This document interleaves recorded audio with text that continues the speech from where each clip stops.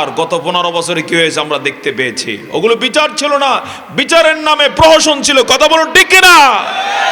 যে বিচারের নামে এই দেশের সবচেয়ে শ্রেষ্ঠ সন্তান আল্লামা দেলোয়ার হোসেন সাঈদীকে হত্যা করা হয়েছে। বিচারক যারা আছো, তোমাদেরকে আল্লাহর গজব ছাড়বে না। এর মধ্যে একটা ধরা খাইছে, কি নাম তার? হ্যাঁ, মানিক। এই জালেম বলছে আমি সাঈদীকে হত্যা করেছি, আমি তাকে ফাঁসির আদেশ দিয়েছি। ও মনে করছিল রাম রাজত্ব কায়েম হয়ে গেছে, ধরার কেউ নাই। একজন যে ধরার আছে ওরা ভুলে গিয়েছিল, কিন্তু তিনি ধরছেন নাকি ধরেন নাই? মাত্র শুরু, এরপরও ধরা আছে না নাই?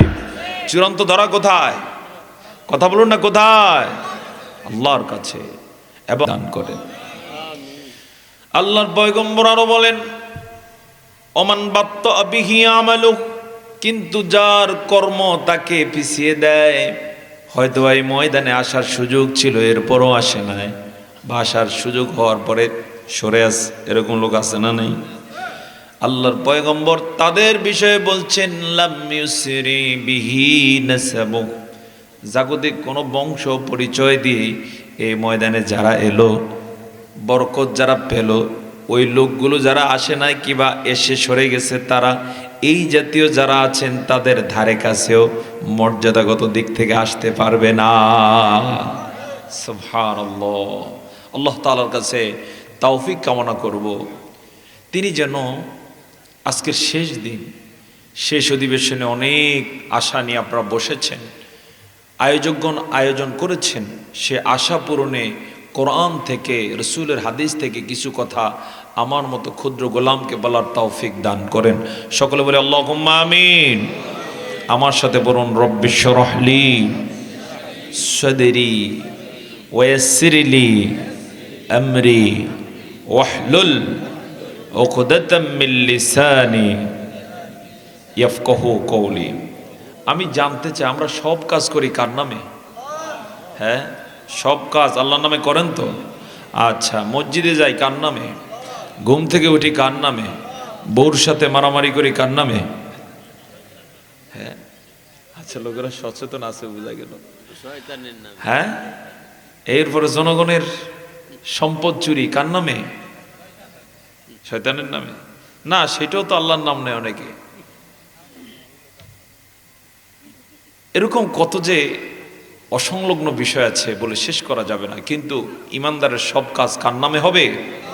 আর আল্লাহর নামে কোনো কাজ যখন হয় ওই কাজটা আর মন্দ কাজ হতে পারে না। তার মানে হচ্ছে ইমানদার কোনো মন্দ কাজের সাথে নাই। আল্লাহ তাআলা এমন ইমানদার হওয়ার তৌফিক আমাদেরকে দান করুন। সম্মানিত ভাইসব, যে প্রেক্ষাপটে আমরা আজকের এই ময়দানে বসেছি, প্রেক্ষাপটটা বাংলাদেশের দৃষ্টিকোণ থেকে, আন্তর্জাতিক দৃষ্টিকোণ থেকে অতীতের মতো নয়। শুনতেছেন আমার কথা? আপনারই বলুন, অতীতের মতো নাকি ব্যতিক্রম? যে মুহূর্তে আমি কথা বলছি এই মুহূর্তে দুইটা অঞ্চলে যুদ্ধ চলমান। একটা হচ্ছে ইউক্রেন আর একটা হচ্ছে প্যালেস্টাইন।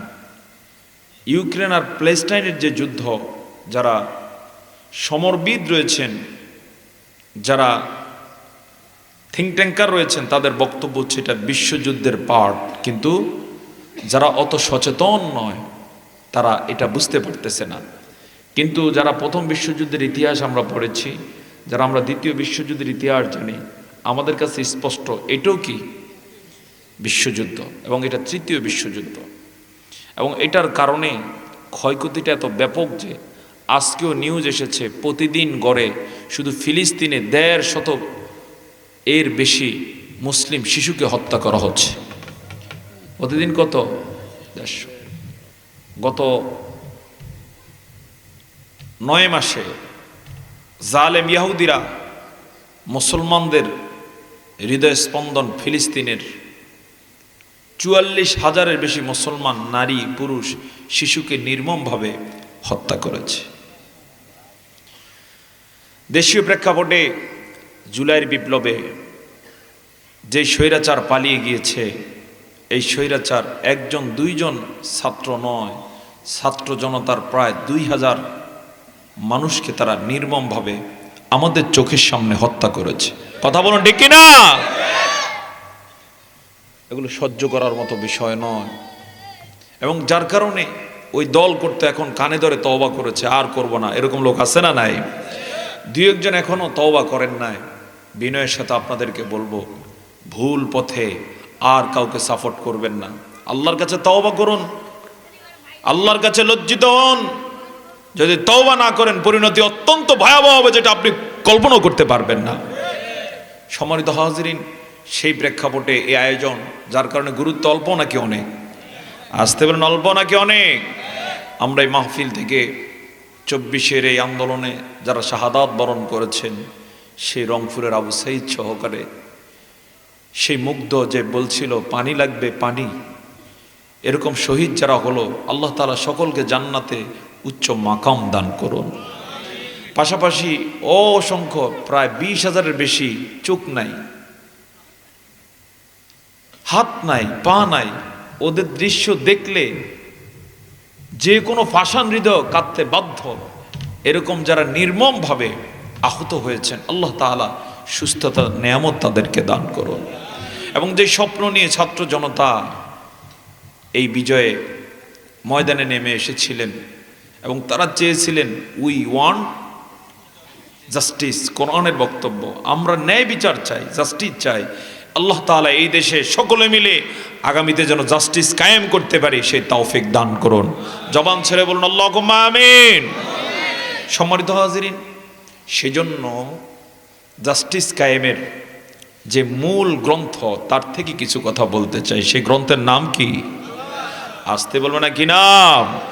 কোরআনে জাস্টিস আছে না নাই? আমি একটা গল্প দিয়ে শুরু করতে চাই।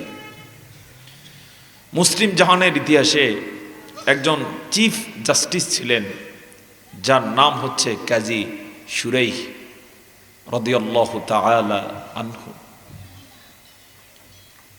তিনি যখন বিচারপতি, তখন তার কোর্টে একটা বিচার এসেছিল। সেখানে বাদী ছিলেন মুসলিম জাহানের খলিফা হজরতে আলী রাদিয়াল্লাহু তাআলা আনহু, আর আসামি করা হয়েছিল একজন ইহুদিকে। ঘটনাটা ছিল আলী রাদিয়াল্লাহু তাআলা আনহুর একটা বর্ম চুরি হয়েছিল। বলবো সে গল্প? জি। আলী রাদিয়াল্লাহু তাআলা আনহু বর্ম হারানোর পরে অনেক দিন খোঁজাখুঁজি করে পেলেন না। হঠাৎ করে একদিন দেখলেন এক ইহুদির কাছে তার বর্মটা।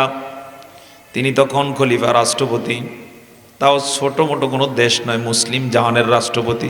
জোরে বলুন আল্লাহু আকবার। জাস্টিস কাকে বলে?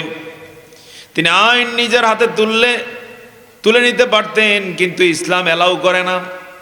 আইন নিজের হাতে তুলে না নিয়ে প্রধান বিচারপতির কাছে তিনি মামলা দাখিল করলেন। যে বললেন, কাজী সাহেব, আমার বর্মটা হারানো গিয়েছে, হারানো বর্ম পাওয়া গেছে। কার কাছে? অমুক ইহুদির কাছে। ইহুদিকে তলব করা হলো, কাজী সাহেবের আদালতে আনা হলো। তার নাম ঠিকানা লিখে এবার কাজী সাহেব খলিফাতুল মুসলিমিন হযরতে আলী রাদিয়াল্লাহু তাআলা আনহুকে বললেন, আমি মামলা নিতে পারি, তবে শর্ত হলো 2 জন সাক্ষী লাগবে। কয়জন? আপনার 2 জন সাক্ষী কে কে বলুন? হযরত আলী রাদিয়াল্লাহু তাআলা আনহু বললেন, 1 নম্বর সাক্ষী হলো আমার বলো ছেলে হযরতে হাসান। সাথে সাথে কাজী সাহেব বললেন, বাবার পক্ষে সন্তানের সাক্ষী গ্রহণযোগ্য নয়, এটা গ্রহণযোগ্য নয়, হবে না। আর কে আছে? আরেকজন বলুন। বললেন আরেকজন হলেন আমার সেক্রেটারি দাস। তিনি বললেন সেটা হতে পারে, কিন্তু 2 জন না দিতে পারলে মামলা রুজু হবে না। হযরতে আলী রাদিয়াল্লাহু তাআলা আনহু 2 জন দেখাতে পারলেন না। সাথে সাথে ওখানে মামলাটা খারিজ করে দেয়া হলো। ইহুদি এই দৃশ্য দেখে হতবাক হয়ে গেল, হতভম্ব হয়ে গেল। সাথে সাথে মামলা যখন খারিজ হয়ে গেল, ইহুদি চলে যাওয়ার পালা, কিন্তু গেলেন না। ওই এজলাসে দাঁড়িয়ে বললেন, কাজী সাহেব, আমার একটু কথা আছে, অনুমতি পেতে পারি কিনা? কাজী সাহেব বললেন, বলুন। তিনি বললেন, আপনাদের ইসলামের যে জাস্টিস আমি দেখলাম, বিচার ব্যবস্থা আমি দেখলাম, আমি মুগ্ধ, আমি তৃপ্ত হয়ে গেলাম। আমি চাই আমি কালেমা পড়ে মুসলমান হয়ে যাব। তাকে আহ্বান করা হলো, হ্যাঁ হতে পারে। কেউ তোমাকে জবরদস্তি করেছে? বললেন না। বললেন তাহলে শাহাদা বাক্য উচ্চারণ করতে পারো। তিনি ঘোষণা দিয়ে দিলেন, আশহাদু আল্লা ইলাহা ইল্লাল্লাহু ওয়াহদাহু লা শারীকা লাহু ওয়া আশহাদু আন্না মুহাম্মাদান আবদুহু ওয়া রাসূলুহু। ইহুদি কি হয়ে গেলেন? জবান ছেড়ে বলুন, কি হয়ে গেলেন? মুসলমান। মুসলিম হওয়ার সাথে সাথে এবার দ্বিতীয় ঘোষণা করে দিলেন। বললেন, কাজী সাহেব সত্যি সত্যি এই বর্মটা আমার নয়, এই বর্মটা হযরত আলীর। আমি চাই বিনা বিচারে বর্মটা হযরত আলীকে ফেরত দেওয়ার জন্য। আলীর তখন মর্যাদা বাড়লো না কমলো? আসতে বল না, বাড়লো না কমলো? শ্রদ্ধায় কাজী সাহেবের মাথা নত হয়ে এসেছে যে নিজের বর্ম হওয়া সত্ত্বেও যেহেতু ইসলামের সিস্টেম নাই, সিস্টেম মেনে ছেড়ে দিতে বাধ্য হলেন, আর সেখানে উল্টা সম্মানের সাথে বর্ম যে তার প্রমাণ হয়ে গেল। ঘোষণা দেওয়ার সাথে সাথে হযরত আলী আনন্দিত হয়ে গেলেন। ওই এজলাস কক্ষে ডেকে সবার সামনে বলে উঠলেন, কাজী সাহেব যেহেতু আমার ইহুদি ভাই মুসলমান হয়ে গেছেন, আমি আর বর্মটা নেব না। তিনি যেহেতু এখন আমার দিনী ভাই হয়ে গেছেন, বর্মটা আমি তারে দান করে দিলাম। জবান ছেড়ে বলুন না আল্লাহু আকবার। এই হচ্ছে আমাদের বিচার ব্যবস্থা। সবার এখানে লাভ সম্মান আছে না নাই? এমন বিচার ব্যবস্থা আমাদের দেশে আসেনি? হ্যাঁ আসেনি? বিচার কয়েকদিনের জীবন মাত্র, বুঝার জন্য আমি কোরআন থেকে আপনাদেরকে দৃষ্টি আকর্ষণ করব। আল্লাহ তাআলা বলেন, বাল তুসিরুনাল হায়াতাদ দুনিয়া ওয়াল আখিরাতু খায়রুন ওয়া আবকা ইন্ন হাযা লাফিস সুহুফিল উলা সুহুফি ইব্রাহিম ওয়া মূসা। আল্লাহ তাআলা বলেন, তোমরা দুনিয়ার জীবনকে প্রাধান্য দাও, দুনিয়ার জীবনকে তোমরা প্রায়োরিটি দাও, গুরুত্ব দাও, কিন্তু জেনে নাও ওয়াল আখিরাতু খায়র, আখিরাতের জীবনটাই হলো সর্বোত্তম। ওয়া আবকা, এবং চিরস্থায়ী। ইন্না হাযা লাফিস সুহুফিল উলা, এই কথাগুলো লেখা আছে অতীতে যত আসমানি কিতাব এসেছে সবগুলোর মধ্যে লেখা আছে না নাই? আসতে বলবে না, লেখা আছে না নাই? বিশেষ করে দুইটা সহিফার কথা আল্লাহ বলেছেন, সুহুফে ইব্রাহিম, ইব্রাহিম আলাইহিস সালামের উপরে যত সহিফা নাজিল হয়েছিল সবগুলোতে এই কথা লেখা ছিল। সর্বশেষে হযরতে মূসার প্রতি যা অবতীর্ণ হয়েছে তার মধ্যে লেখা আছে। পৃথিবী আসল নয়, পৃথিবী কত ক্ষুদ্র। আল্লাহর পয়গম্বর একদিন বুঝানোর জন্য বলেছেন, দুনিয়া তো ক্ষুদ্র, তোমরা জেনে নাও তোমাদের কেউ যদি সমুদ্রের মধ্যে নিজের হাতের আঙ্গুলগুলো চুবায়, বের করে আনার পরে আঙ্গুলের মাথায় যেই পরিমাণ পানি ধরে, কি পরিমাণ হবে? হ্যাঁ, এক ফোঁটা মাত্র। আল্লাহর পয়গম্বর বললেন, এতটুকু হলো মাত্র দুনিয়ার জীবন, আর সমুদ্রগুলোতে যেই পরিমাণ পানি আছে তার চেয়েও বিশাল হলো আখিরাতের জীবন। সেই জীবন নিয়ে বাড়াবাড়ি করে এরকম লোক আছে না নাই? এই দুনিয়া নিয়ে বাড়াবাড়ি করে এরকম লোক আছে না নাই? গত 15.5 বছরে দেশের সম্পদ যারা চুরি করেছে, ভালো মানুষদেরকে হত্যা করেছে, জেলে আটকে রেখেছে, তারা সব মনে করছে দুনিয়াটাই বুঝি আসল। কথা বলো ঠিক না? যারা এখনো বিচারের আওতায় আসো নাই, তওবা করো, হয়তো আল্লাহ মাফ করে দিতে পারেন। তওবা করবা না, আফা আফা করবা, তাহলে গজব আছে না নাই? বাঁচতে পারবা না। কারণ 24-এর বিজয়টা মূলত আল্লাহ তাআলার দেয়া দান, এবং 24-এ তোমাদের যাদেরকে ধরেছে এটা ধরাটা কার? আসতে বলবো না কার? এজন্য 4 তারিখেও কি বাড়াবাড়ি, বলতেছিল আমরা পালাবো না, বলে নাই? আর 5 তারিখে খুঁজে পাওয়া যায় না। তার মানে হচ্ছে এই গজব কার পক্ষ থেকে? এবং যিনি বেশি বাড়াবাড়ি করেছেন আপনারা জেনে থাকবেন, সেনাপ্রধান এক পর্যায়ে বললেন, ম্যাডাম 45 মিনিটের মধ্যে গণভবন আক্রান্ত হচ্ছে, আমরা আপনাকে সর্বোচ্চ আর 45 মিনিট সেফটি দিতে পারবো, এরপরে আর পারবো না। এরপরও আফা মানতে চায় না, মনে করছে সব সময় ওনার নেতা কর্মীরা যা বলে তেমনই বুঝি আছে, কিন্তু দেশ যে উল্টে গেছে এটা খবর নাই। শেষে যখন 15 মিনিট শেষ, এবার বলছে আর 30 মিনিট।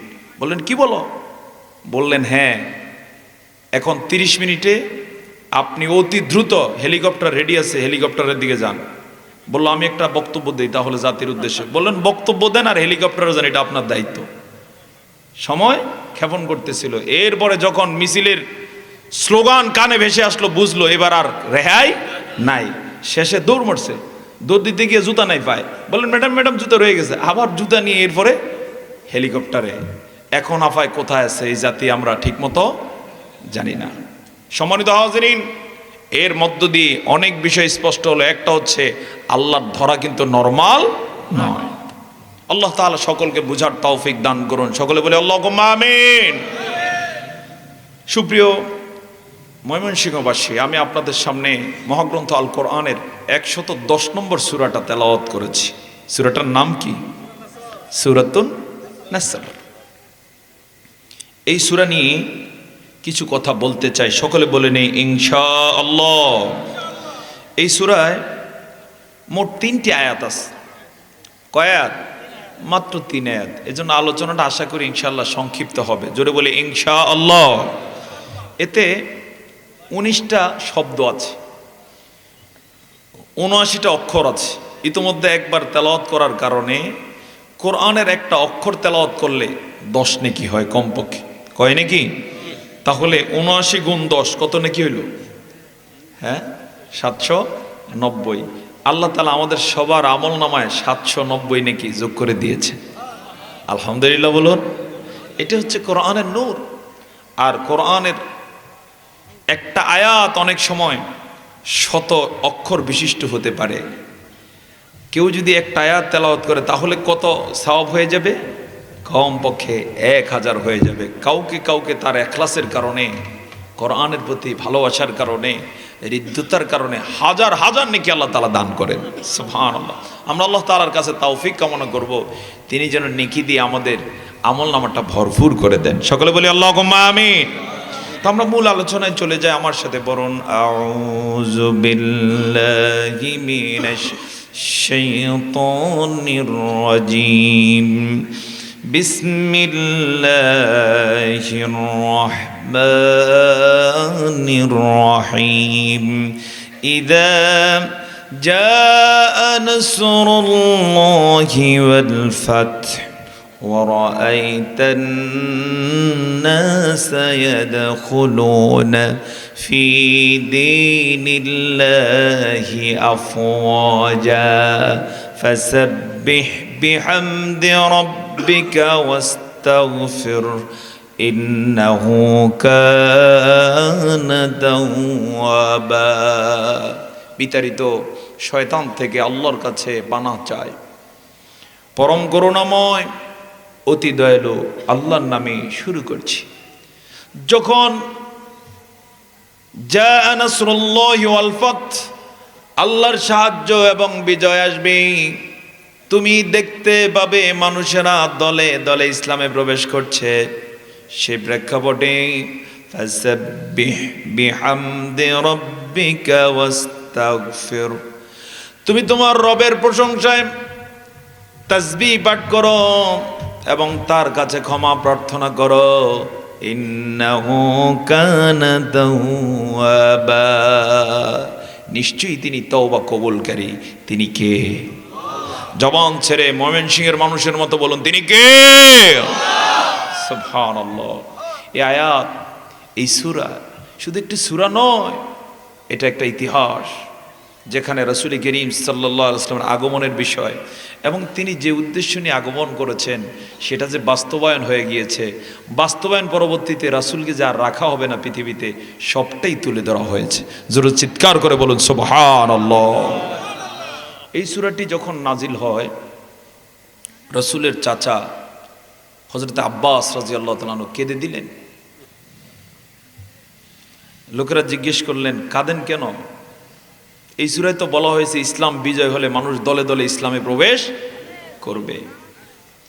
তিনি বললেন, হ্যাঁ সেই আলামত দেখতে পাচ্ছি, তবে এটাও বুঝতে পারছি আমার কলিজার টুকরা ইয়াতীম ভাতিজা, আল্লাহ তাআলা তাকে ইসলাম বিজয়ের জন্য পাঠিয়েছেন, তিনি সেই দায়িত্ব যথাযথ পালন করে সফল হয়ে গেছেন।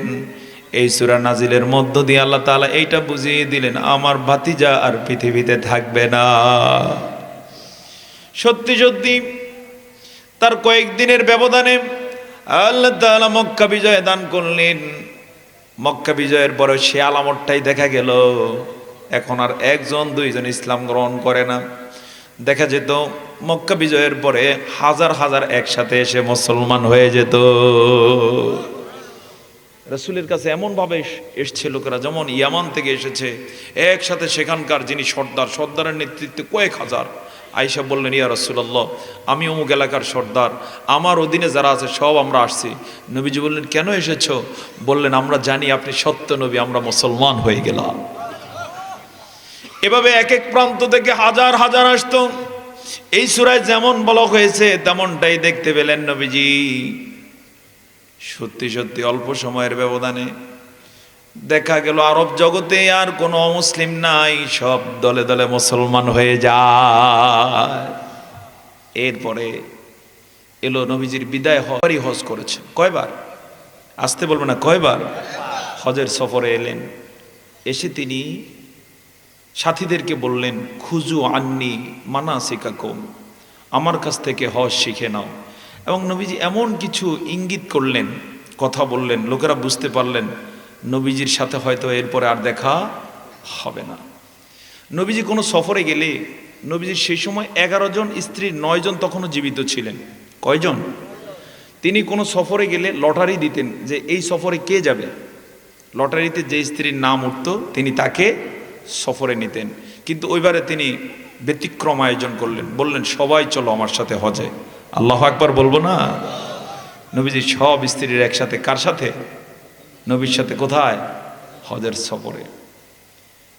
নবীজি এক পর্যায়ে বললেন, এই ময়দানে হয়তোবা তোমাদের সাথে দ্বিতীয় আর কোনোদিন দেখা হবে না, সুতরাং আমি যা বলি তোমরা শুনতে চেষ্টা করো। নবীজি সেখানে ঘোষণা দিলেন, তারাকতু ফীকুম আমরাইন লান তাদিল্লু মা তামাসসাকতুম বিহিমা কিতাবাল্লাহি ওয়া সুন্নতি। আমি তোমাদের কাছে দুটো জিনিস রেখে যাচ্ছি, যতদিন সেই দুইটা জিনিস আঁকড়ে ধরে রাখবে ততদিন পর্যন্ত তোমরা পথভ্রষ্ট হবে না। লান তাদিল্লু, কোশ্চিন কালো পথভ্রষ্ট হবে না। সেই দুইটার একটা নাম কি? আল কোরআন, আরেকটা কি? নবীজির হাদিস। বললেন নবী করিম সাল্লাল্লাহু আলাইহি ওয়াসাল্লাম সেই সফরের এক পর্যায়ে কোরআনের শেষ আয়াত পেয়ে গেলেন, নাজিল হয়ে গেল, আল ইয়াওমা আকমালতু লাকুম দীনাকুম ওয়া আতমামতু আলাইকুম নি'মাতি ওয়া রাদিতু লাকুমুল ইসলাম দীনা।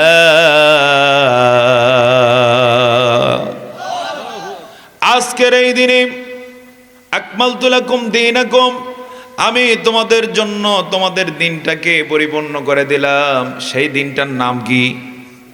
জবান ছেড়ে বলুন, সেই দিনের নাম কি? ইসলাম। ও আতমামতু আলাইকুম নি'মাতি, আমার যত নেয়ামত আছে সব নেয়ামতের পূর্ণতা দান করলাম। ওয়া রাদিতু লাকুমুল ইসলাম দীনা, এবং ইসলামকে তোমাদের জন্য দিন হিসেবে দিয়ে আমি আল্লাহ খুশি হয়ে গেলাম। আয়াত নাজিল হয়ে গেল। এর আগে সূরা নসর নাজিল হয়ে গেল। লোকেরা বুঝতে পারলেন নবীজির সব দায় দায়িত্ব কি? কমপ্লিটেড। নবীজি ভাষণের এক পর্যায়ে বললেন, হাল বাল্লাগতু রিসালাতি, আমাকে যে দায়িত্ব দিয়ে পাঠানো হয়েছিল আমি কি সেটা তোমাদেরকে বুঝাইতে পারছি? আল্লাহ তাআলা নবীকে প্রেরণের বিষয়ে বলেছিলেন, হুয়াল্লাযী আরসালা রাসূলাহু বিল হুদা ওয়া দীনিল হাক্কি লিইয়ুযহিরাহু আলাদ-দীনি কুল্লিহি ওয়ালাউ কারিহাল মুশরিকুন। তিনি এমন সত্তা, আরসালা রাসূলাহু, যিনি তার রসুলকে প্রেরণ করেছেন, বিল হুদা, কি দিয়ে? হেদায়েত দিয়ে। হেদায়েতের নাম কি? একটু চিৎকার করে বলুন, কি নাম? আল কোরআন। অদীনিল হক, দ্বিতীয়ত সত্য দিন দিয়ে, সেই দিনের নাম কি? ইসলাম। এই দুইটা দিয়ে প্রেরণ করেছেন যেন যত ধর্ম আছে সবার উপরে ইসলামকে বিজয়ী করতে পারেন। নবীজি সেটাই জানতে চাইলেন, আমি সেটা পারছি কিনা। সাহাবায়ে কেরাম সেদিন লক্ষাধিক সাহাবী নবীজির সাথে বিদায় হজে আরাফার ময়দানের ভাষণে সামনে হাজির। সূর্য হেলে পড়ার পর থেকে ভাষণ শুরু হয়ে যায়। এই ভাষণের চুম্বকাংশে তিনি বললেন, আমি আমার দায়িত্ব পালন করতে পারলাম কিনা। সবাই চিৎকার দিয়ে বলে উঠলেন, অবশ্যই অবশ্যই আপনি আপনার দায়িত্ব পালন করেছেন। নবীজি ওভার কনফার্ম করার জন্য আবার জিজ্ঞেস করলেন, আমি পারছি কিনা। আবারও সাহাবায়ে কেরাম একই কথা বললেন। এবার তিনবার জিজ্ঞাসা করার পরে নবীজি এবার চোখের পানি ছেড়ে দিয়ে আকাশ পানে তাকিয়ে বললেন, আল্লাহ, তুমি আমার মতো ইয়াতীমকে যে দায়িত্ব দিয়েছ, আমি একাই দায়িত্ব শুরু করেছিলাম। এই দায়িত্ব পালন করে করে আজকে লক্ষাধিক সাথী নিয়ে তোমার জন্য হাজির হয়েছি আরাফার ময়দানে। আমি তাদের কাছ থেকে জানতে চেয়েছি আমার দায়িত্ব পালন করেছে কিনা। তারা আমাকে স্বীকৃতি দান করেছেন, দায়িত্ব পালন করেছেন। ওগো আল্লাহ, তুমি সাক্ষী থাকো। ওগো আল্লাহ, তুমি সাক্ষী থাকো। আল্লাহুম্মা শাহাদ, আল্লাহ তাআলা তুমি সাক্ষী থাকো, আমি আমার দায়িত্ব পালন করতে চেষ্টা করেছি। নবীজি ভাষণ শেষ করলেন। এরপরে তিনি সেখান থেকে আস্তে আস্তে করে বিদায় নিলেন। পৃথিবীর সর্বশ্রেষ্ঠ সন্তান যেন আরব জগৎ থেকে আস্তে আস্তে করে কালের গহ্বরে হারিয়ে গেলেন। নবীজি সেখান থেকে বিদায় নেয় ৮০ দিনের মাথায় দুনিয়া থেকে বিদায় নিয়ে গেলেন। আমার বন্ধুগণ, আল্লাহ তাআলা যেই সূরার মাধ্যমে নবীজি চলে যাবেন, তার দায়িত্ব পালন কমপ্লিট হয়েছে, সেই সূরাটাই হলো তাহলে কোন সূরা? সূরাতুন নাসর। এই সূরা থেকে আমি দুইটা ধরন উল্লেখ করতে চাই। এক নম্বর হলো ইসলামের বিজয়ের আগ মুহূর্ত কেমন হয়, দুই নম্বর হলো ইসলাম বিজয় হলে কেমন হয়। আমি আপনাদের কাছে জানতে চাই, আমাদের দেশে ইসলাম বিজয়ী হয়েছে নাকি এখনো বাকি আছে? হ্যাঁ, আলহামদুলিল্লাহ, আপনারা ধরতে পেরেছেন, ইসলাম এখন বিজয় কি আছে? বাকি আছে। কেউ কেউ ২৪শে যে ছাত্র জনতার বিজয় মনে করেন এটা ইসলামের বিজয় হয়েছে। না, এটা ইসলামের বিজয় এখনো হয় না। এটা আম জনতার বিজয়, যেখানে ইসলামের লোকজনও ছিলেন, পাশাপাশি যে মেয়েরা মাথায় কাপড় দেয় না ওরাও ময়দানে কি নেমে এসেছে। কিসের জন্য? জাস্টিসের জন্য। বলেন কিসের জন্য? জাস্টিসের জন্য। সেখানে যারা ইসলামকে এখনো বোঝে না তারাও ছিল, যারা ইসলামকে ভালোবাসেন তারাও ছিল। এই জন্য এটা পরিপূর্ণভাবে শুধু এককভাবে ইসলামের বিজয় নয়, তবে এটা ইসলামের বিজয়ের জন্য কি? হ্যাঁ, দারুণ সহায়ক। বলুন, ইসলামের বিজয়ের জন্য কি? দারুণভাবে সহায়ক। ইসলামের বিজয়ের জন্য আরো কাজ বাকি আছে না নাই? সেই কাজগুলো কারা করতে হবে? আসতে বলুন না, সেই কাজ কারা করতে হবে? ইসলাম বিজয়ের জন্য কাজ করতে গিয়ে যদি ময়দানে রক্ত দেয়া লাগে, ময়মনসিংহবাসী রেডি আছেন কিনা? কারা কারা আছেন হাত তুলে আল্লাহকে দেখান।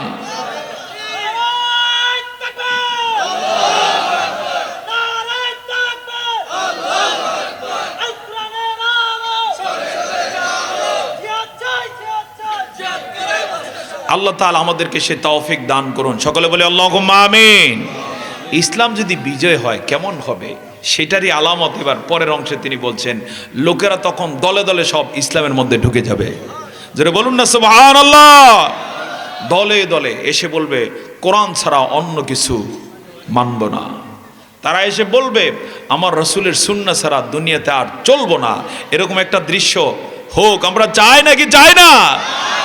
এবং এর মধ্য দিয়ে আর তখন স্লোগান দেয়া লাগবে না যে কোরআনের আলো সংসদে জালো। দেখবেন যে সংসদে এমনি কোরআনের রাজ কায়েম হয়ে গেছে।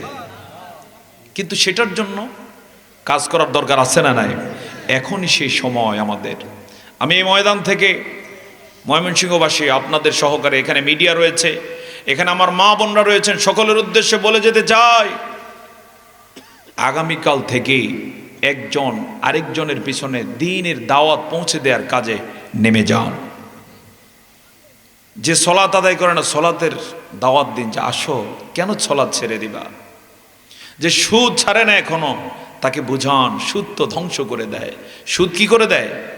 ধ্বংস করে দেয়। কোরআনের ভাষায় ইয়ামহাকুল্লাহুর রিবা ওয়া ইউরবিস সাদাকাত। ইয়ামহাকুল্লাহুর রিবা, আল্লাহ সুদকে কি করে দেন? ধ্বংস করে দেন। সুদের ধ্বংস আছে না নাই? আপনার এলাকায় দেখবেন যে সুদ খেত, আপনি ছোট্টবেলা থেকে দেখেছেন সুদ খেত, এখন আপনি বুড়ো হয়েছেন, অয় আছে না শেষ? হ্যাঁ, হিসাব মিলালে দেখবেন অয় নাই, কি হয়ে গেছে? শেষ। পক্ষান্তরে আল্লাহ তাআলার বক্তব্য মিলাতে চেষ্টা করবেন। ওয়ায়ুরবিস সাদাকাত, যারা যাকাত দিয়েছে, দান সাদাকা করেছে, হালাল পথে চলেছে, হয়তোবা গরিব ছিল, হয়তোবা অসহায় ছিল, আপনি খোঁজ নিলে দেখবেন সেই লোকটা সম্মানের সাথে আছে। এমনও মানুষ আছে রিক্সা চালাতেন, হালাল ইনকাম করতেন, কষ্ট হতো, কিন্তু 6-7টা ছেলেপেলে আল্লাহ দান করেছেন। হালালের বরকতে এখন একটা ম্যাজিস্ট্রেট, একটা পুলিশ অফিসার, একটা ভালো আলেম, এরকম রেকর্ড আছে না নাই? দিয়েছেন কে? আর যে ধনী ছিল মানুষের দৃষ্টিতে সুদের ব্যবসা করে, অর ফলাফান ছিল 6-7টা, কেউ কারো কথা শোনে না। এরকম ঘটনা আছে না নাই? এটা আল্লাহর ওয়াদা। তিনি সুদকে কি করেছেন? ধ্বংস। আর ব্যবসা বাণিজ্য, দান সাদাকা, এগুলোকে তিনি বৃদ্ধি করে দেন। যেটা বলুন না আলহামদুলিল্লাহ। আমার বন্ধুগণ, শুধু তাই না, আল্লাহ তাআলা যারা হালাল উপায়ে চলে, হালাল কথা বলে, তাদেরকে দুনিয়াতেও সম্মান দিবেন, আখিরাতে সম্মান আছে না নাই? চূড়ান্ত সম্মান কোথায়? হ্যাঁ, আদালতে, আখিরাতে। কোরআনের একটা বক্তব্য আপনাদেরকে জানিয়ে যেতে চাই। কোরআনের একটা সূরা আছে, এই সূরাটার নাম হলো সূরাতুজ যুখরুফ। কি নাম? যুখরুফ শব্দের অর্থ হলো সোনা দানা। আল্লাহ তাআলা এই সূরার মধ্যে কাফেরদেরকে উদ্দেশ্য করে বলেন, যদি পৃথিবীর ইমানদাররা ইমানের উপরে অটল অবিচল থাকা কঠিন না হতো, তাহলে আমি কাফেরদের বাড়িঘর সবগুলো সোনা দানা দ্বারা তৈরি করে দিতাম। কারণ এটা শুধু দুনিয়ার আয়োজন, ওদের জন্য পরকালে কিছু নাই। কথাটার মর্ম বুঝছেন কিনা? অর্থাৎ যারা কাফের আছে, আপনাদের এলাকা হয়তো এরকম নাই। কাফের মানে কি? আল্লাহর আইন মানে না। কাফের মানে কি? আল্লাহর বিধানকে অস্বীকার করে, আল্লাহর রাজ না মেনে ওই নেতা নেত্রীর পিছে দৌড়ায়। এরকম ডাকাত আছে না নাই? এরপরে আল্লাহকে যতটুকু ভয় পায় না, দেখা যায় মানুষকে এর চেয়ে বেশি জমের মতো ভয় পায়। আছে না নাই? গত 15.5 বছরে আলেম ওলামাদেরকে গ্রেফতার করার সময় বলতো যে উপরের আদেশ। কথা আছে না নাই? আসতে পারেন, আছে না নাই? কিন্তু ওদের জানা ছিল না, হয়তো অল্প পয়সা পেয়ে চাকরি করে, কিন্তু আলেম ওলামারা আরেকজনের আদেশ মানেন। তিনি কে? তার ক্ষমতা আছে না নাই? তো এরকম উপরের আদেশ বলে বহু অপকর্ম তারা করছে নাকি করে নাই? এর মধ্য দিয়ে তাদের টার্গেট ছিল দুনিয়া কামাবে। তো কামাতে কামাতে কোনো কাফের যদি এমন হয় যে আল্লাহ চান যে তার যে বাড়ি আছে, বাড়ির ছাদটা তিনি রূপা দ্বারা তৈরি করে দেন, সে যে সোফায় বসে সেটা হীরার দ্বারা তৈরি করে দেন, সে যে প্লেটে খায়, যে বাটিতে তাকে খাবার পরিবেশন করা হয়, এগুলো সব সোনা দানা দ্বারা তৈরি করে দেওয়ার আল্লাহ অভিপ্রায় ব্যক্ত করেছেন। এই জন্য যে অর্জন পরকালে কি নাই, কোনো অংশ নাই। কিন্তু আল্লাহ তাআলা দেন নাই আশঙ্কায় যে দিলে পরে ইমানদারদের মন খারাপ হয়ে যাবে। বহু ইমানদার এই দৃশ্য দেখে হয়তোবা নাস্তিক হয়ে যেতে পারে। আর আল্লাহ তাআলা বলেছেন, আদালতে আখিরাতে আমি নেক বান্দাদের জন্য রেখেছি এমন জান্নাতিন আরদুহাস সামাওয়াতু ওয়াল আরদ উইদ্দাত লিল মুত্তাকিন।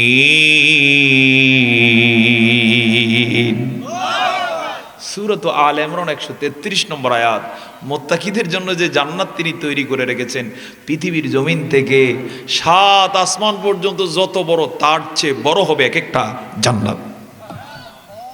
সে জান্নাতটা কিসের তৈরি? সহিহ বুখারীর বর্ণনা হলো ওই জান্নাতের একটা ইট হবে স্বর্ণের, একটা ইট হবে রৌপ্যের, লাবিনাতুম মিন যাহাবিন ও লাবিনাতুম মিন ফিদ্দাতিন ও মিলাতুহা মিসকুল আসফার ওয়া হাসবাউহা লুলু ওয়াল ইয়াকুত। জবান ছেড়ে বলুন আল্লাহু আকবার। আল্লাহ তাআলা সেখানে স্বর্ণ হীরা দ্বারা, মণি মাণিক্য দ্বারা জান্নাতের দেয়াল সাজিয়ে রেখেছেন। ওই দেয়ালের মধ্যে বালি সিমেন্টের বদলে আল্লাহ লুলু আর ইয়াকুত পাথর ব্যবহার করেছেন। পানির বদলে সেখানে মেস্ক ব্যবহার করেছেন। জান্নাতের মধ্যে কিন্তু কোনো ইলেকট্রিসিটির প্রয়োজন হবে না। ওই পাথরগুলো এমন আলোকিত থাকবে, পাথরের আলোতে জান্নাত আলোক উজ্জ্বল থাকবে। সেখানে যে হুর গেলমানরা হবেন তারা এত সুন্দর সুন্দরী হবেন, যখন তারা হাসবেন দাঁতের আলোতে জান্নাত চকচক করে উঠবে। চেহারা এত সৌন্দর্য, এই সৌন্দর্যের কারণে জান্নাত ঝকমক করবে। জোরে বলুন আল্লাহু আকবার। এই কারণে আল্লাহ তাআলা বলেন আমার নেক বান্দা মুত্তাকিদের জন্য জান্নাত এমন করে রেখেছি। আর যারা কাফের আমি চাই অল্প কয়েকদিনের দুনিয়ায় তাদেরকে একটু শান শওকতে রাখি। এই জন্য এখানে শান শওকতে কাফের মুশরিক নাস্তিক মুদির চামচারা থাকতে পারে, আফসোসের কিছু নাই। কথা বলুন ঠিক না? যদিও তাদের গজব এখানেও আছে না নাই? আল্লাহ তাআলা বুঝার তৌফিক দান করুন। সকলে বলি আল্লাহুম্মা আমিন। তাহলে আমার আলোচনার পয়েন্ট হলো দুটা, একটা হচ্ছে ইসলাম বিজয়ের আগে, আর একটা হলো ইসলাম বিজয়ের পরে। আগের কথা বলতেছিলাম। তাহলে ব্যবসা বাণিজ্য, সুদ কখনো এক জিনিস হতে পারে না। যারা সুদের সাথে জড়িত, আশা করছি ময়মনসিংহে এরকম লোক নাই। তাহলে হ্যাঁ, ঘরে ঘরে আস্তাগফিরুল্লাহ, জবান ছেড়ে বলুন আস্তাগফিরুল্লাহ। সুদ যদি কেউ খেয়ে থাকেন, আমি বিনয়ের সাথে বলে যাই আজকে তওবা করে যান, কালকে থেকে ছেড়ে দেন। লাভ আছে না নাই? পৃথিবীর ইতিহাসে রাসূলের উপরে যখন সুদের আয়াত নাজিল হলো, সুদ হারাম করে, ওই সময় রাসূলের চাচা যে আব্বাস রাদিয়াল্লাহুর কথা বললাম না, উনি কিন্তু সুদের ব্যবসায়ী ছিলেন ইসলামের আগে। কোরআনের আয়াত নাজিলের সাথে সাথে নবীজি জানতেন যে চাচার কিসের আছে? সুদের ব্যবসা আছে। নবীজি নিজে ডিক্লেয়ার দিলেন আমার চাচার সুদের রহিত করার ঘোষণা দিয়ে দিলাম। চাচা মাথা পেতে মনে নিলেন যে কোরআন যা বলছে আমি তাই মেনে নিলাম। নবীজি বলে দিলেন মূলটা ফিরিয়ে নিন, আর যেগুলো সুদ আছে সব কি ছেড়ে দেওয়া হলো। এমন কোন ভাতিজা এখানে আছেন কিনা যে আপনার চাচার পক্ষ থেকে, জেঠার পক্ষ থেকে, আপনার বাবার পক্ষ থেকে ডিক্লেয়ার দিতে পারেন যে তাদের সুদ আমি মওকুফ করার ব্যবস্থা করলাম? পারা যাবে কিনা ইনশাআল্লাহ? সিদ্ধান্ত গ্রহণ করুন। যুবকেরা তোমরা এগিয়ে আসো। বুড়ারা যারা সুদ খায় এখনো বুঝতেছে না যে কাহিনী কত ভয়াবহ হবে, তোমরা দায়িত্ব নাও তাদেরকে সুদ থেকে বাঁচানোর জন্য। পারা যাবে কিনা ইনশাআল্লাহ? এরপরও যে সুদ ছাড়বে না, আল্লাহ তাআলা ঘোষণা দিয়েছেন ওর সাথে আমার লড়াই হবে। ফাযানু বিহারবিম মিনাল্লাহ, কোরআনের আয়াত। আমি কিন্তু কোনো গল্প বলছি না। আল্লাহ তাআলা তাদের প্রতি এত নাখোশ, ওই যেহেতু সুদ ছাড়বে না, আল্লাহ তাআলা বলছেন তার সাথে কার সাথে লড়াই? আল্লাহর সাথে লড়াই করতে পারে। ফেরাউনও তো কি পারল না? পারছেনি। এরপরে নমরুদ পেরেছে? আর কি পারবে? আর কে পারবে? পৃথিবীতে ফেরাউনের মতো এত বড় ফেরাউন আর কেউ হবে না। সে ঘোষণা দিয়েছিল কোরআনের ভাষায় আনা রব্বুকুমুল আলা, আমি তোমাদের বড় খোদা। সে বড় খোদার আল্লাহ তাআলা শায়েস্তা এমন ভাবে করলেন, শুটকি বানিয়ে দিস। কথা বলো ঠিক না? ওই শুটকি আজও আছে না নাই? কোথায়? মিশরে। তো আমার বন্ধুগণ, সুদ ছেড়ে দিতে হবে। ঘুষের কারবার ছিল গত 15.5 বছরের রমরমা অবস্থা, আলহামদুলিল্লাহ কিছুটা কমছে। আমরা চাই আগামীর বাংলাদেশে কোনো সুদ ঘুষ থাকবে না। মেধার মূল্যায়ন হবে, আমার আপনার সন্তানের মেধার মূল্যায়ন করা হবে। এরকম দেশ আমরা চাই নাকি চাই না? ইনশাআল্লাহ এরপরে যত ধরনের অন্যায় অপকর্ম আছে এগুলো মুক্ত হোক, এটাই আমাদের প্রত্যাশা। পারবো কিনা ইনশাআল্লাহ? এর জন্য কোরআন এবং সুন্নাহ মেনে চলার বিকল্প নাই। রসুল সাল্লাল্লাহু আলাইহি ওয়াসাল্লাম মক্কায় এই কাজটাই করেছেন। সেখানে কিন্তু তিনি কোনো যুদ্ধের ডিক্লার দেন নাই। মক্কায় কোনো যুদ্ধ ছিল? ইভেন নামাজও ছিল না। মক্কায় কি ছিল না? 5 ওয়াক্ত নামাজও তখনও ফরজ হয় নাই। তিনি ফরজ পড়তেন কোন নামাজ বলতে পারেন? তাহাজ্জুদের নামাজ। তখন ফরজ ছিল কোনটা? তাহাজ্জুদ। এরপরে সেই সময় তখন হজ ফরজ হয় নাই, যাকাত ফরজ হয় না, অর্থাৎ ইসলামের যে মৌল বিষয়গুলো তখনও ফরজ করা হয় না। এগুলো হয়েছে কোথায়? মদিনায়। তো আমরা যেহেতু ইসলাম বিজয়ের আগে আছি, আমাদের এই মুহূর্তে কর্তব্য হচ্ছে নিজেকে পরিচ্ছন্ন করা, তাজকিয়াতুন নফস। যে ব্যক্তি নিজেকে পরিচ্ছন্ন করলো সে যেন সবটাই কি করলো? পরিচ্ছন্ন করলো। কোরআনের ভাষায় কদ আফলাহা মান তাসাক্কা, ওই সফল হলো যে নিজেকে কি করলো? পরিচ্ছন্ন করলো। আমরা এই সিদ্ধান্ত নিতে পারি কিনা আমরা পরিচ্ছন্ন হবো ইনশাআল্লাহ? মিথ্যা কথা বলবো না, কোনো অন্যায়ের সাথে আর যাবো না। রাজি আছে কারা কারা? হাত তুলে আল্লাহকে দেখায় লিল্লাহে তাকবীর। এটা করে নিজেদেরকে সিদ্ধান্ত গ্রহণ করতে আমরা প্রস্তুত করি যে আগামীর বাংলাদেশ বিনির্মাণের সামনে রক্ত দেয়া লাগতে পারে। সে রক্ত দেব, জীবন দেব, এরপর এই দেশটাকে কোনো কাফের মুশরিকদের হাতে আর ছেড়ে দেব না। পারবো তো ইনশাআল্লাহ? যদি সেটা পারি, অচিরে এই দেশে ইসলাম বিজয়ী হতে পারে। আমার একটা কথা প্রায় মনে পড়ে, আল্লামা দেলোয়ার হোসেন সাঈদী, ওনাকে একবার লন্ডনে সেখানকার সাংবাদিক সহকারে মুসলিমরা প্রশ্ন করেছিলেন, মাওলানা আপনি সমগ্র পৃথিবী সফর করেন, তো কোনো দেশে যদি ইসলাম কায়েম হয়, কোন দেশটাকে আপনি মনে করেন প্রথম ইসলাম কায়েম হবে? উনি অনেকক্ষণ চিন্তার পরে বললেন, আমার মন বলছে সর্বপ্রথমে পৃথিবীতে কোথাও পূর্ণাঙ্গ ইসলাম কায়েম হলে সেটা বাংলাদেশে হবে। উনি উপমা দিয়েছিলেন আমার দেশের কৃষক। শুধু তাদের কথাই বলি, এই কৃষক সকালবেলা কিছু খেয়ে অথবা না খেয়ে মাঠে চলে যায় গরু নিয়ে, লাঙল জোয়াল কাঁদে। তিনি যাওয়ার আগে ঠিকই সূর্যোদয়ের আগে ফজরের নামাজটা পড়ে রওনা দেন।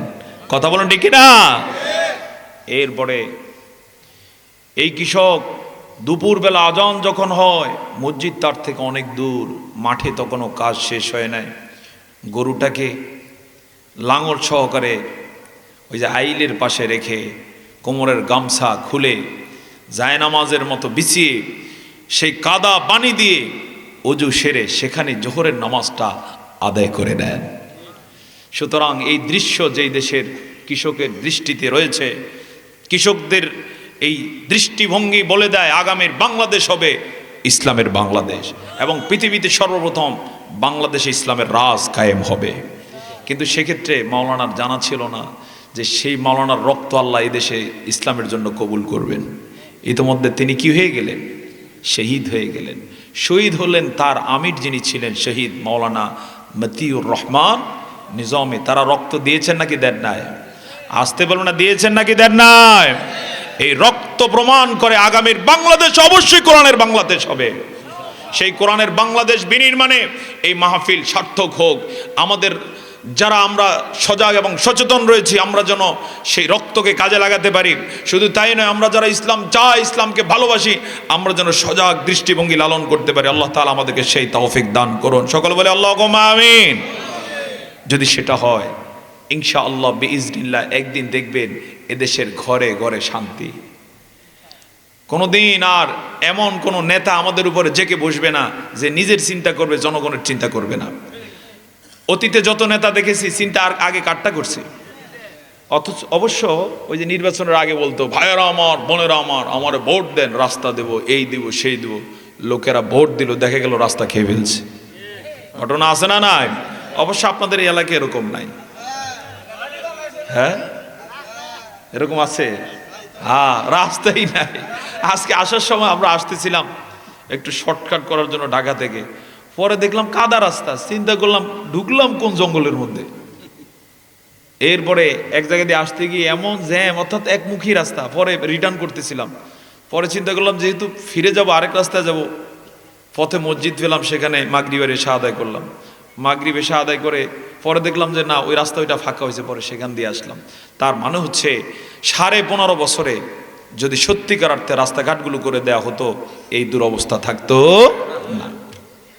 আখের গোছাতে চেষ্টা করেছে, কিন্তু ওদের জানা ছিল আখের যতই গোছাক, আল্লাহ ধরলে কিছুই কাজে লাগবে না। লাগছে নি? এখন স্বরাষ্ট্রমন্ত্রীর গাড়ি পাওয়া যায় রাস্তার উপরে, চালানোর লোক নাই।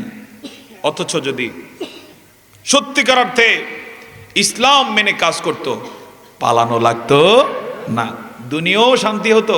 আর চূড়ান্ত শান্তি কোথায়? আসতে বলবো না, কোথায়? আখিরাতে। সেদিন কি দিবেন আল্লাহ তাআলা? আল্লাহর গোলামেরা যারা জান্নাতি হবেন, জান্নাতে যখন ঢুকবেন, হাদিসের ভাষ্য অনুযায়ী বোঝা যায় জান্নাতের এক একটা গেট হবে 1200 কিলোমিটার চওড়া। কত কিলো? 1200। তাও থাকবে সেটা সোনা হীরা দ্বারা সাজানো, গোছানো, মোড়ানো। সুবহানাল্লাহ। রাস্তা থাকবে কার্পেটিং করা, সেখানে হীরা মণিমাণিক্য দানায় দানায় পরা থাকবে। এর উপরে দিয়ে মসৃণ কার্পেট বিছানো থাকবে, তার উপরে দিয়ে আল্লাহর গোলামেরা জান্নাতে প্রবেশ করবে। সুবহানাল্লাহ। সেই দৃশ্য কত সুন্দর! এই জন্যই রাসূল করিম সাল্লাল্লাহু আলাইহি ওয়াসাল্লাম একদিন জোহরের পরে কাইলুলা করতেছিলেন। আপনারা শুনে থাকবেন এই হাদিস। হযরত ওমর কোন এক প্রয়োজনে নবীজির সাথে দেখা করতে গিয়ে বাসার বাহির থেকে সালাম দিলেন, অনুমতি চাইলেন। নবীজির ঘুম ভেঙে গেল, অনুমতি দেয়া হলো। ওমর রাদিয়াল্লাহু তাআলা আনহু নবীজির বাসায় ঢুকলেন, যে দেখলেন নবীজি খেজুরের বনানো যে রশি হয়, রশি দিয়ে তৈরি করা খাটিয়ার উপরে শোয়া, তার উপরে কোনো তোশকও ছিল না। তিনি যখন উঠলেন খালি গায়ে, ওমর দেখলেন নবীজির ডান কাতে শোয়া ছিলেন, তার ডান মুখ সহকারে ডান অংশটুকু কেটে কেটে যেন রক্তাক্ত হয়ে আছে। নবীজির চেহারা ছিল দুধে যদি আলতা মেশানো হয় যেমন লাল, সেখানে যদি এরকম রশির দাগ পড়ে যায় কেমন হতে পারে। এই দৃশ্য দেখে হযরতে ওমর কেঁদে দিলে, চোখের পানি ধরে রাখতে পারেন নাই। বললেন, ইয়া রাসূলুল্লাহ, আপনি এত কষ্ট করে থাকেন, আপনার একটা কি নাই? তোষক নাই, অথচ আপনার হাতের উপরে দিয়ে এত টাকা পয়সা আসে যায়, সব নবীজি কি করে দেন? দান করে দেন। সুবহানাল্লাহ। ইয়া রাসূলুল্লাহ, আপনি যদি অনুমতি দেন, আমি দায়িত্ব নিচ্ছি, আমি একটা তোষক বানিয়ে দেব। নবীজি বললেন, ওমর, আমাকে নিয়ে এত টেনশন করো কেন? আমি আর দুনিয়াতে কি কয়দিনের জন্য এসেছি? আল্লাহু আকবার বলবো না? ওমর বললেন, ইয়া রাসূলুল্লাহ, রোম পারস্যের যে রাজাগুলো, যেগুলো জনগণের টাকা নষ্ট করে, তারা কত শান শওকত করে, আর আপনি হচ্ছেন আকাশের নিচে জমিনের উপরে সর্বশ্রেষ্ঠ ব্যক্তিত্ব, আপনি অনুমতি দেন আমি একটা তোষক বানিয়ে দেই। তখন তিনি বললেন, ওমর, দুনিয়া আমাদের জন্য না, আমাদের জন্য আখিরাত অপেক্ষা করছে। আমরা সেই নবীর উম্মত নাকি উম্মত নয়? সেই নবীর উম্মত হিসেবে অবশ্যই আমাদেরকে নবীকে ফলো করার বিকল্প নাই। এখানে এত শান শওকতের দরকার নাই। এখানে সততার সাথে সুন্দর জীবন করি থাকলে সেটা আপনি ব্যয় করতে পারেন, কিন্তু যেন অতিরিক্ত না হয়। বেশি শান শওকত প্রয়োজন নাই। বাড়ি একটা আছে, তিনটার দরকার নাই। বলবেন তাহলে হুজুর টাকা কি করব? সেগুলো দান করে দেন। এই যে মাহফিলে আজকে টাকা চাওয়া হয়েছে, এটা আপনাদের সৌভাগ্য যে চাওয়া হয়েছে। যারা দিয়েছেন অভিনন্দন, যারা দেওয়ার সুযোগ হয় না যাওয়ার সময় দিয়ে যাবেন। রাজি আছেন কিনা ইনশাআল্লাহ? এগুলো আল্লাহর অ্যাকাউন্টে জমা হয়ে যাবে। আজকে দিবেন 1000, হয়তো আদালতে আখিরাতে পেয়ে যাবেন 1000 কোটি গুণ বেশি। জোরে বলি না আল্লাহু আকবার। তো আমার বন্ধুগণ, ইসলাম যখন বিজয়ী হয়ে যাবে, দেখা যাবে কোনো জুলুম এখানে আর থাকবে না, কোনো অন্যায় থাকবে না, কোনো ব্যভিচার থাকবে না, ইনজাস্টিস হবে না, সর্বত্র শান্তি নেমে আসবে। শান্তি দান করবেন কে? সেই ইসলামের বিজয়ের অপেক্ষায় আমরা আগামী কাল থেকে কাজ শুরু করে দিলাম। রাজি আছে কিনা ইনশাআল্লাহ? আল্লাহ কবুল করুন। আজকের প্রোগ্রামটা বাস্তবায়নের জন্য যারা যেভাবে পকেটের টাকা খরচ করেছেন, মেধা খরচ করেছেন, যারা যেভাবে পরামর্শ দিয়ে নিজের সর্বোচ্চটুকু দিয়ে সফলতার চেষ্টা করেছেন, আল্লাহ তাআলা সকলকে সফল করুন। সকলে বলে আল্লাহুম্মা আমিন। আল্লাহ তাআলা আমাদের গুনাহ খাতাগুলি মাফ করে দেন। আল্লাহ তাআলা আমাদের বাবা মাকে মাফ করে দেন। আল্লাহ তাআলা আমাদের সন্তানগুলোকে ইসলামের খাদেম হিসেবে কবুল করুন। বিশেষ করে যে বাঘাবর দারুল হাদিস আস সালাফিয়া মাদ্রাসা কেন্দ্রীয় মসজিদ এর সাথে সম্পৃক্ত